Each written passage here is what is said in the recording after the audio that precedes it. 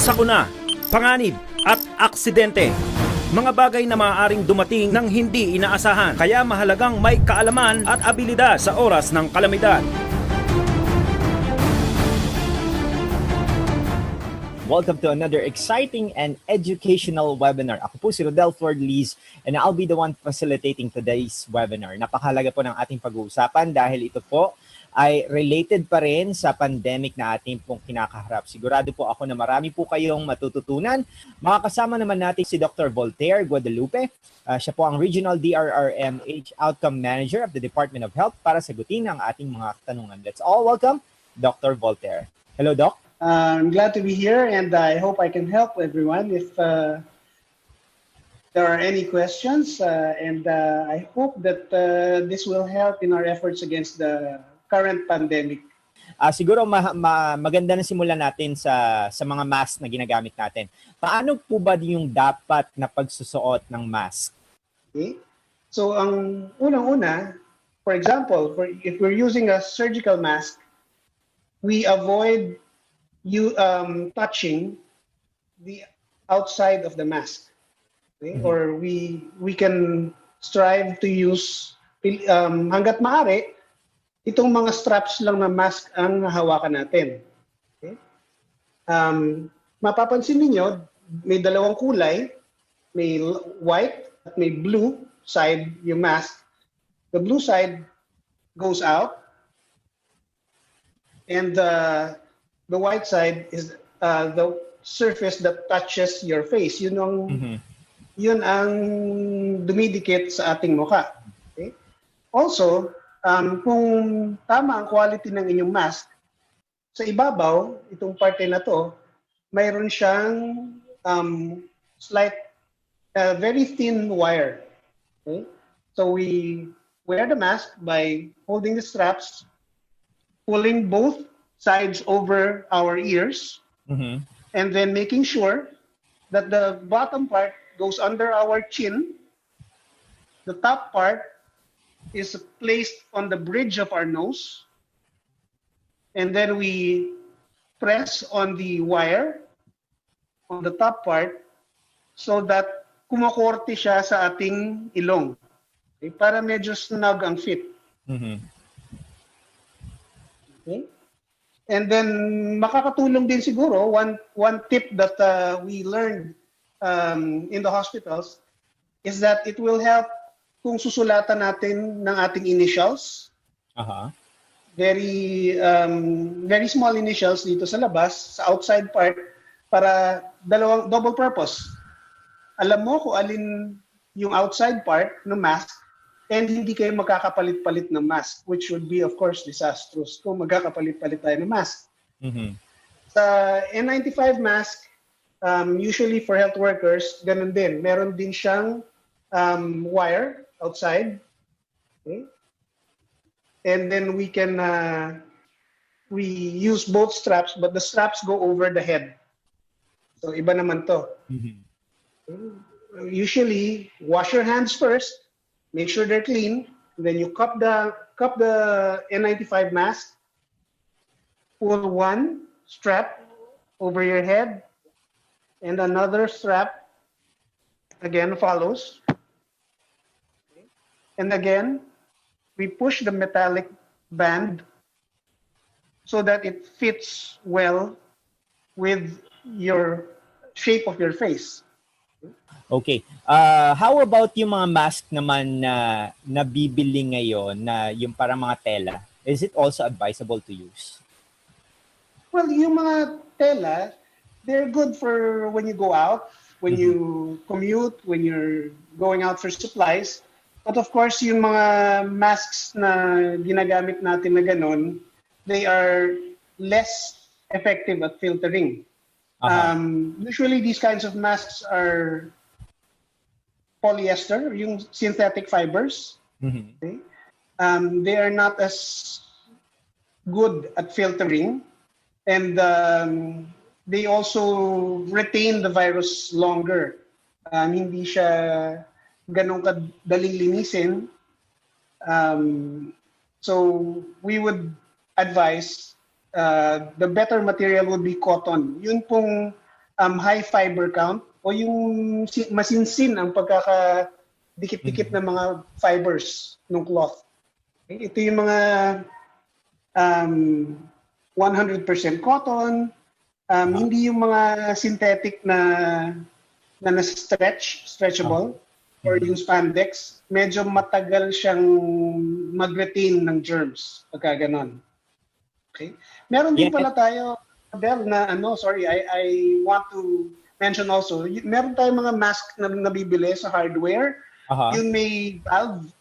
So these valves are also not advised to be used for corona. Okay? Kasi they are one way. Okay?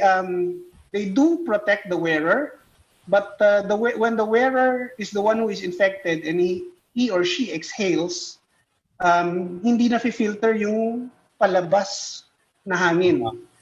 So, yung mga katabi mo, kung ikaw ay infected and you're wearing that kind of mask, yung may valve dito, at risk pa rin yung mga katabi mo or mga kasama mo.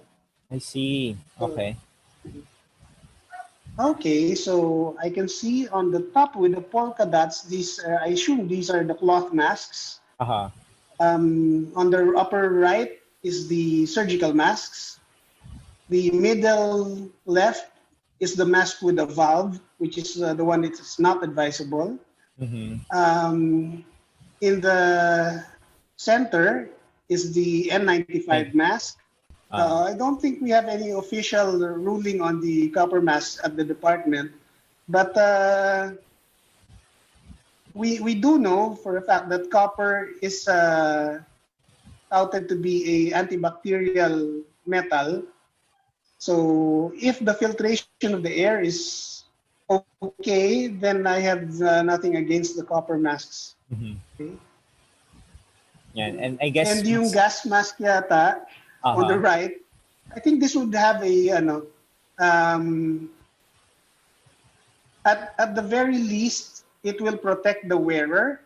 Again, it would depend on if the exhaust or the exhaled air is also filtered. Kasi usually ang mga gas mask, they protect the wearer against poison gases. But hindi nila filter yung outgoing air. It's similar to the valve mask.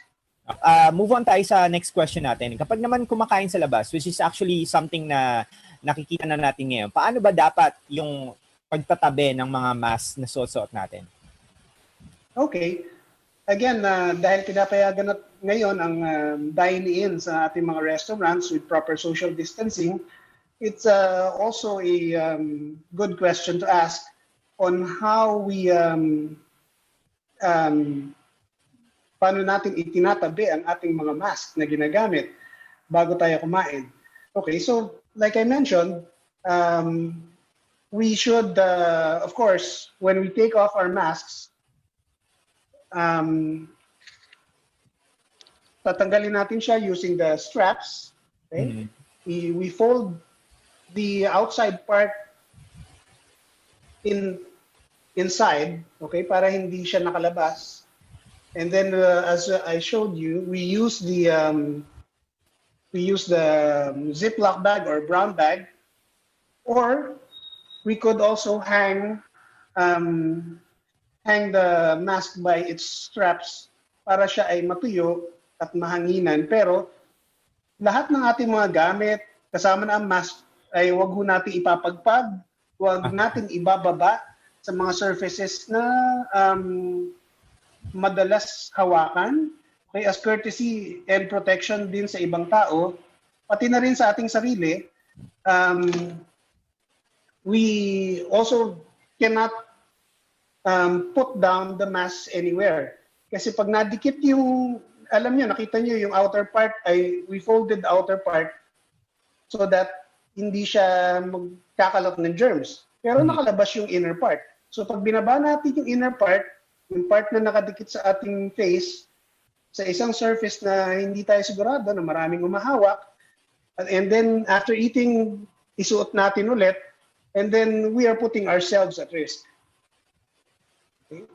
So again, I advise bringing along a paper bag or a plastic zip bag, and avoid yung linalagay natin siya sa bulsa natin, nilalagay natin yung mask sa ating bag, or putting it down on the table na ginagamit natin. Okay? Medyo guilty ako sa mga ilan na yan. Pero Doc, eto, meron akong mga nakikita na na pagka kumakain naman, ang ginagawa nila, binababa lang nila sa may leeg part yung mask. Yeah. Is it also advisable to do that?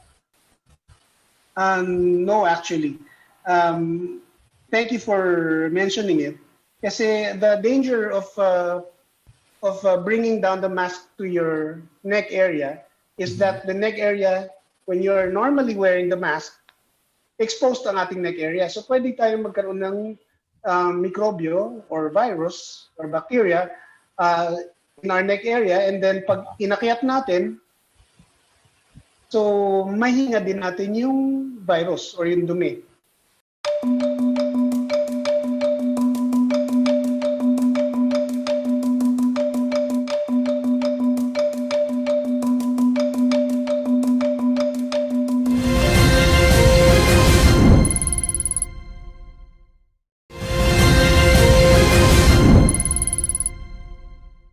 Okay, ngayon naman Doc, let's move on tayo sa pagdi-dispose naman ng ng mask, especially yung mga disposable mask natin. How do we properly dispose it? Well, again, the same procedure. When we take off the mask, usually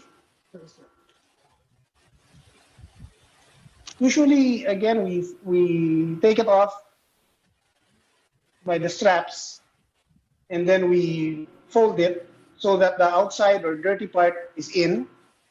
And then, huwag nating ipapagpag, ipasok natin sa isang bag, and then, or paper or plastic bag, and then we can dispose of it. Iingatan din natin kasi para din hindi maput at risk ang ating mga garbage collectors. Okay? Or yung mga kasama natin sa bahay, baka lipa rin yung mask, so we have to secure. Usually in the hospitals, we have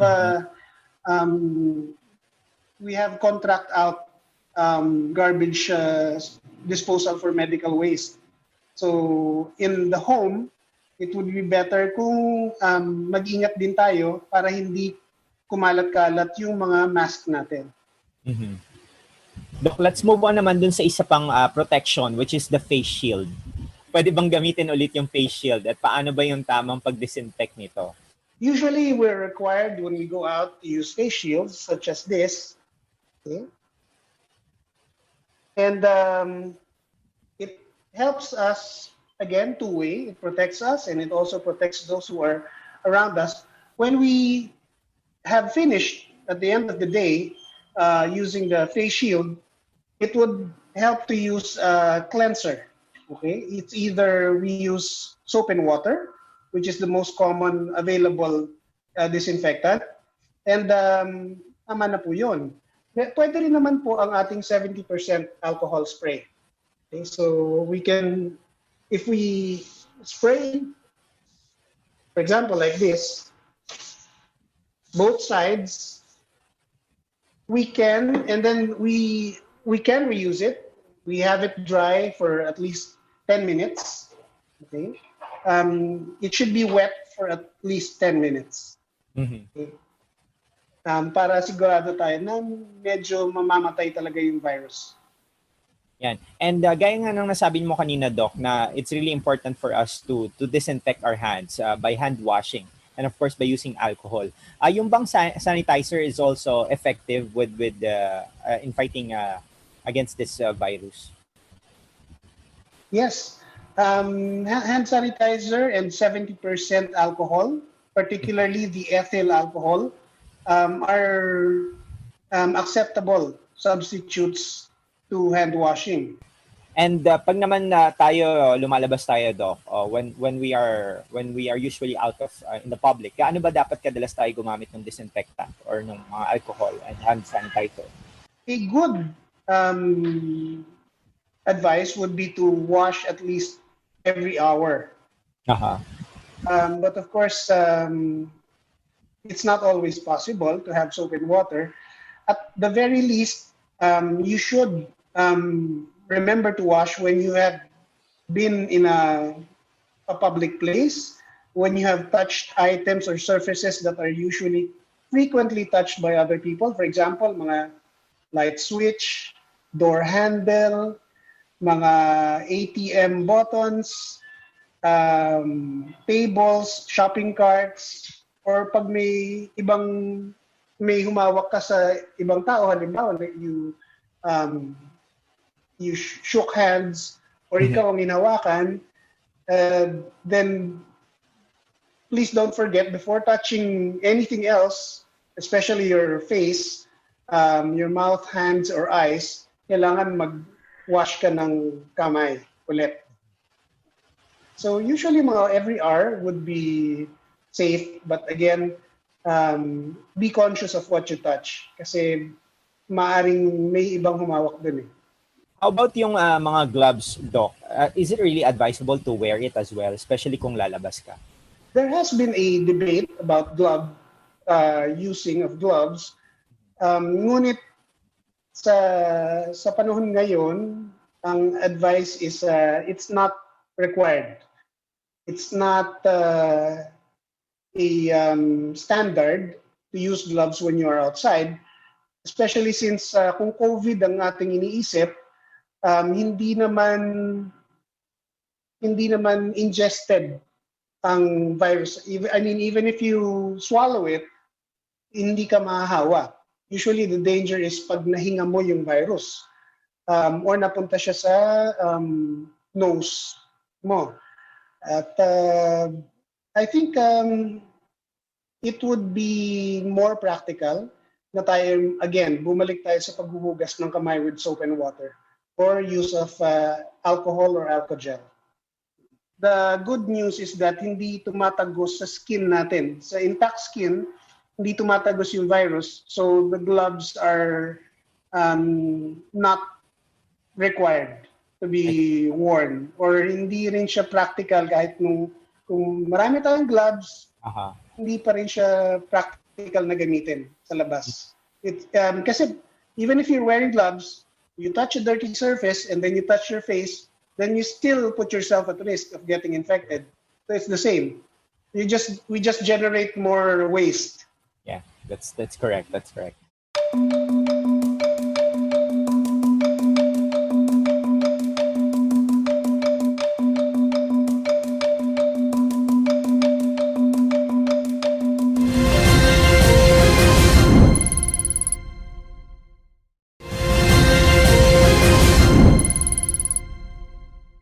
Of course, when we go out, we usually do our grocery. Dapat ba dinidisinfect din lahat ng binili nating items? When we go to the grocery, again, this is a high traffic area. Maraming tao, hindi natin kilala ang mga bumibili ng mga items. I would say that we should avoid touching anything as much as possible when we go out. But of course, when we go to the grocery, we are forced to handle yung mga items, cans or vegetables or fruits and packages.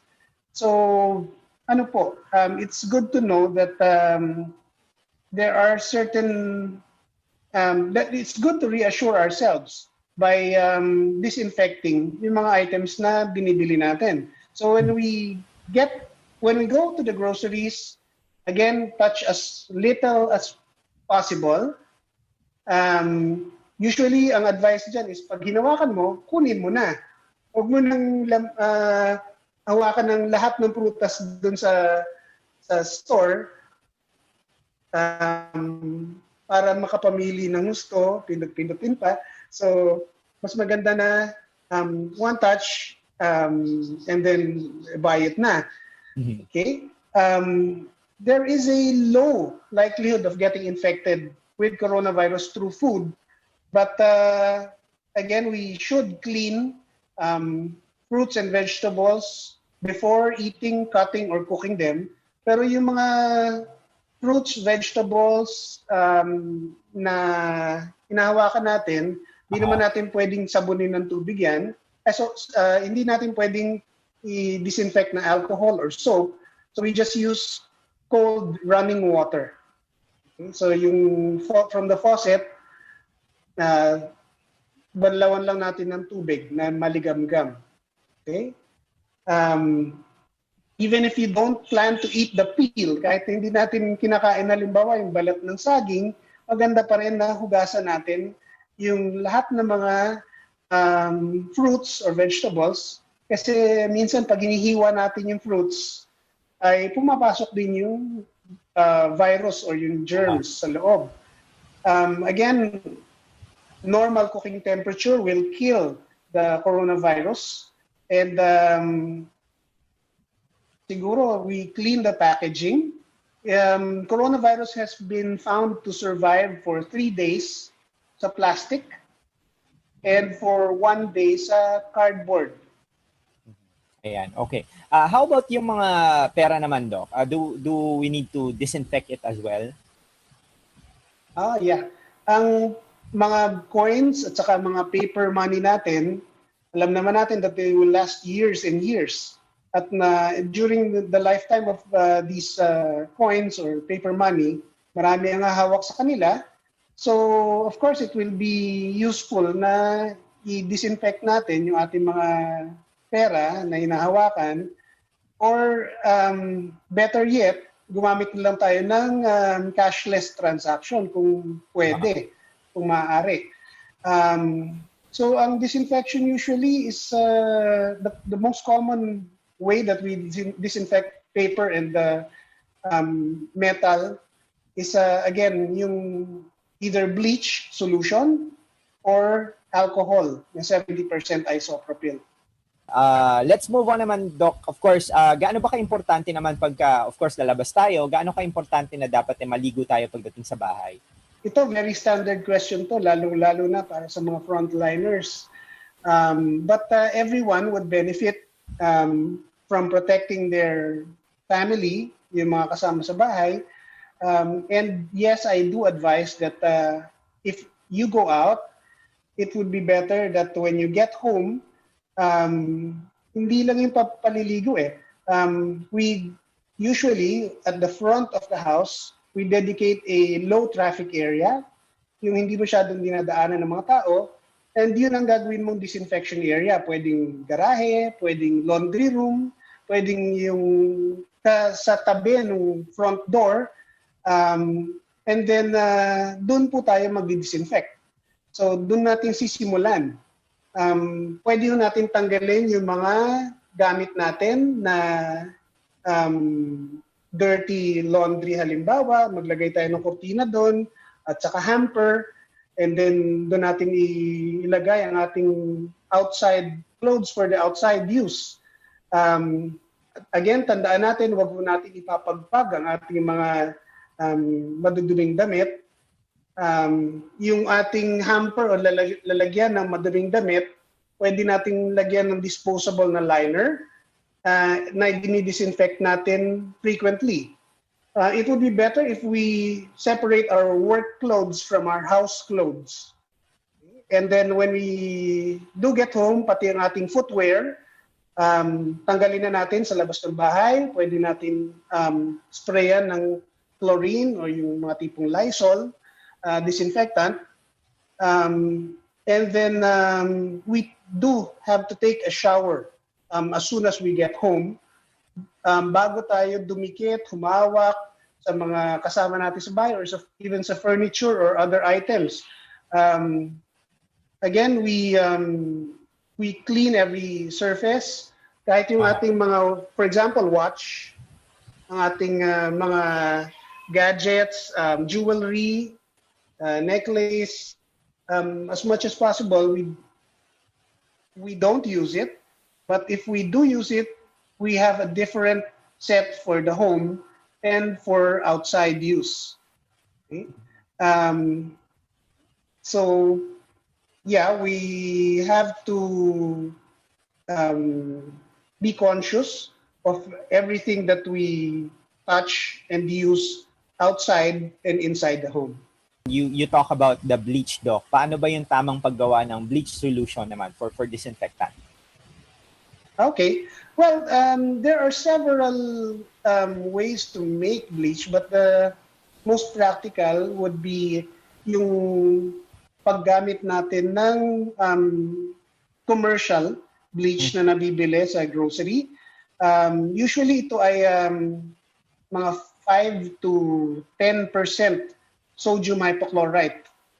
Yung ating ginagamit na, for example, yung mga brand name na, pwede ba mag-mention ng brand name or hindi? Okay lang, Doc. Either Clorox or Lysol, Domex, okay?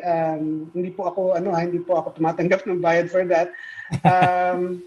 But we can dilute pag madumi talaga, if we are health workers and we are trying to disinfect items na, for example, yung hospital gowns, scrub suits, pwede yung 1:10 dilution. Okay? Pero pagka yung punas lang sa mga surfaces, tables, sa mga elevator buttons, sa light switches, pwedeng 1:100 dilution. Okay, so ano lang yan. We measure usually with a small cup. 1 ml is to 10 ml. Or 1 ml, dilute it with 9 ml water to make a 1:10 dilution of bleach. Ayan. Okay, yung bleach na yan, Doc, pwede na yung gamitin anywhere or whatever surface it is. Pwede rin sa damit, pwede rin sa gamit sa bahay and other stuff. Usually the 1:10 or 1:9 dilution is used for yung madudumi talaga ng mga surfaces na with dirt or yung blood or mga sipon, mga dumi ng tao, mas preferred yung ganun mataas na dilution. Yung for common surfaces lang, yung tabletop, yun ay 1:99 dilution ang ginagamit natin ng commercial bleach. Rodel, I'd like to add, yung bleach pala, we have to use it within 24 hours kasi medyo nawawalan siya ng bisa pag lumampas na ng isang araw ang pagtimpla natin. And then contact time for the bleach is about 1 minute na dapat basa yung surface para effective ang kanyang pag-disinfect. We also have to keep in mind that we avoid yung inhaling the fumes ng ating bleach kasi masama yan for our health. Yan. Any last few words or messages, Doc, for our viewers? Yes. Well, again, I'd like to thank everyone for listening, for tuning in. We do have this duty to spread correct knowledge at every opportunity. Siguro ang gusto ko lang sabihin to everyone during this times of pandemic is we should remember to keep calm, to cooperate, and to carry on. We need to understand everything that we are facing, including this crisis, worldwide crisis that we are facing. And once we understand and we know how to respond, we have nothing to fear. So we move on, and the new normal has opportunity to make us all better. Thank you. Maraming salamat again, Doc. And of course, that's the end of our special Lifesaver webinar for today. And I hope you learn a lot, and we'll keep in mind all the things that we learned so that we and our family can stay COVID-free during this pandemic.